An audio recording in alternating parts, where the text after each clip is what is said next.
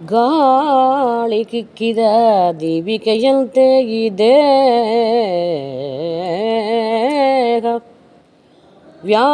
ವ್ಯಾಳ್ಯಕ್ಕೆ ಶ್ರುತಿ ಸಾರುತ್ತಿದೆ. ಗಾಳಿ ಕಿಕ್ಕಿದ ದೀವಿಕೆಯಂತೆ ಈ ದೇಹ ವ್ಯಾಳ್ಯಕ್ಕೆ ಶ್ರುತಿ ಸಾರುತ್ತಿದೆ. ಹಾಳು ಹರಟೆಯಿಲ್ದ ಫಲವೇನು ಬಾಯಲ್ಲಿ ನಾಲಿಗೆ ಇದ್ದು ನಾರಾಯಣನ ನೆನೆಯಬಾರದೆ. ಹಾಳು ಹರಟೆಯಿಲ್ದ ಫಲವೇನು ಬಾಯಲ್ಲಿ ನಾಲಿಗೆ ಇದ್ದು ನಾರಾಯಣನ ನೆನೆಯಬಾರದೆ.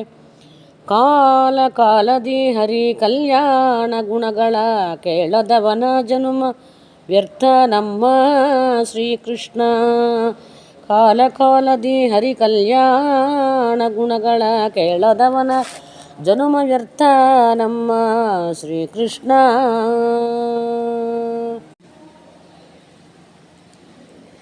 ಹರೇ ಕೃಷ್ಣ. ವ್ಯಾಸರಾಜರು ಚಿಕ್ಕ ಊಹಾಭೋಗ ಮೂಲಕವಾಗಿ ನಮ್ಮ ಸ್ಥಿತಿ ಹೇಗದ, ಈ ಜೀವನದ ಸ್ಥಿತಿ ಅಂತ ಹೇಳಿಕೊಟ್ಟಿದ್ದಾರೆ. ಗಾಳಿ ಕಿಕ್ಕಿದ ದೀವಿಕೆಯಂತೆ ಈ ದೇಹ ಒಂದು ಒಳ್ಳೆ ಗಾಳಿ ಬರೋ ಕಡೆ ಒಂದು ಸಣ್ಣ ದೀಪ ಮುಡಿಸಿಟ್ರೆ ಅದು ಎಷ್ಟು ಉರಿತೆ? ಒಂದು ಸೆಕೆಂಡ್, ಹಚ್ಚಿದ ಸೆಕೆಂಡ್ ಕೂಡ ಇಲ್ಲ, ಮತ್ತು ಆರಿ ಹೋಗುತ್ತೆ. ಆಗ ನಮ್ಮ ದೇಹ ಎಂಬುದು ತುಂಬ ಅಲ್ಪ ನಮಗೆ ಆಯುಷ್ಯನ್ನು ಕೊಟ್ಟಿದ್ದಾನೆ ದೇವರು. ಕಲಿಯುಗದಾಗ ಎಲ್ಲರಿಗೂ ಅಲ್ಪ ಆಯುಷ್ ಅಂತಂತಾರೆ.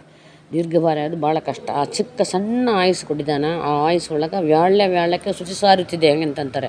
ನೀರು ಗುಬ್ಬಳ ಎಳ್ಳೆ ಅಂತೆ ಈ ದೇಹ ಅಂತಂತಾರೆ.